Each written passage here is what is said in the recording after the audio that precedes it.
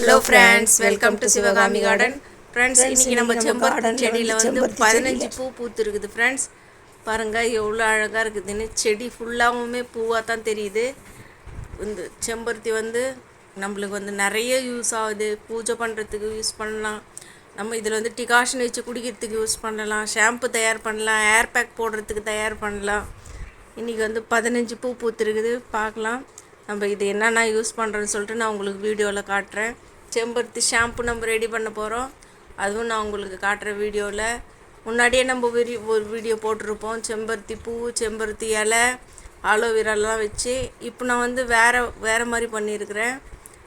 செம்பருத்தி பூ, ஆலோவேரா வச்சு மட்டும் பண்ணியிருக்கிறேன். இதுவெல்லாம் பூந்தி கொட்டை, நெல்லிக்காய் எல்லாம் வச்சு நான் பண்ணியிருக்கிறேன்.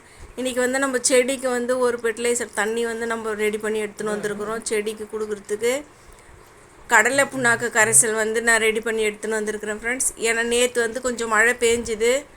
மழை பெஞ்சாலும் ஒரு தொட்டியில் வந்து மண் கொஞ்சம் காஞ்சி போயிட்டு இருக்குது. இதில் நான் ரொம்ப நாள் இது தண்ணி நான் கொடுக்கணுன்னு சொல்லிட்டு நினச்சினே இருந்தேன். எல்லாம் செம்பருத்தி பூ வந்து இன்னொன்று அடுக்கு செம்பருத்தி எல்லாம் வச்சு கொட்டி போயிடுது. சரி, இந்த கரைசல் நம்ம ஊற்றி பார்க்கலாம்னு சொல்லிட்டு நான் அதை ரெடி பண்ணி எடுத்துன்னு வந்திருக்கிறேன். ரோஸ் செடியில் வந்து 2 ரோஸ்லேயே ஒரு ரோஸ் பூத்துருக்குது. இன்றைக்கி நம்ம அந்த கரைசலை ரெடி பண்ணி எல்லாத்துலேயும் ஒரு டப்பா நம்ம கொடுக்கலாம்.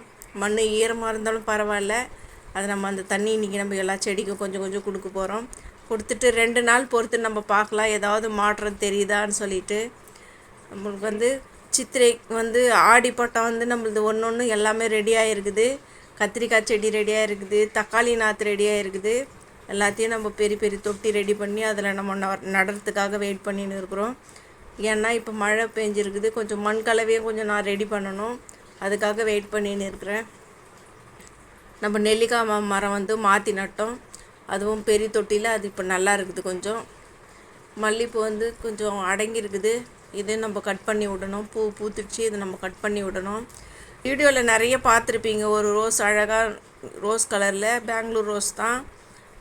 அது வந்து நான் அதுலேருந்து கட் பண்ணி அந்த வேரை போட்டேன். அதை கட் பண்ணதை மட்டும் நட்டு வச்சுருக்கிறேன். பாருங்கள் எல்லா கலையும் அது துளுத்துன்னு இருக்குது.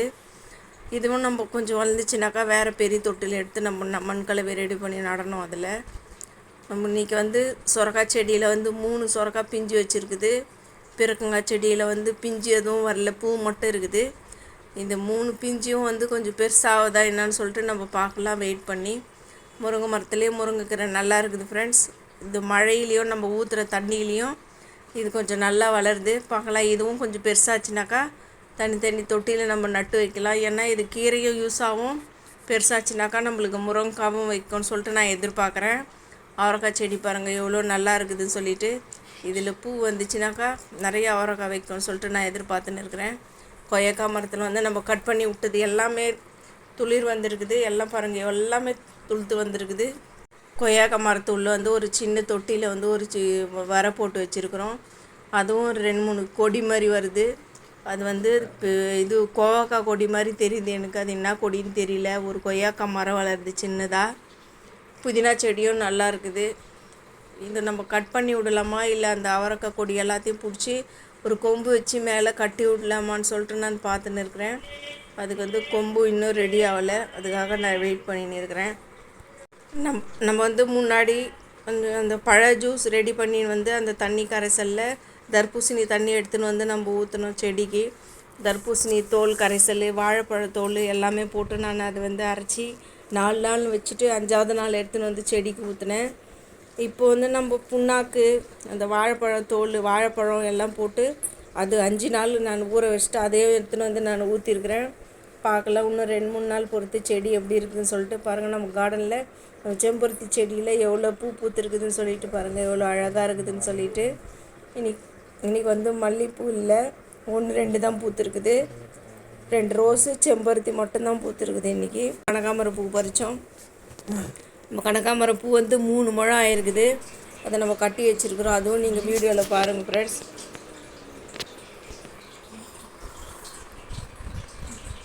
இது வந்து அந்த எலுமிச்சை கன்று இன்னும் கொஞ்சம் பெருசாக இருக்குது. அதுவும் இன்னும் கொஞ்சம் பெருசாக வந்துச்சுனாக்கா நம்ம வேறு தொட்டியில் எடுத்து வைக்கலாம்.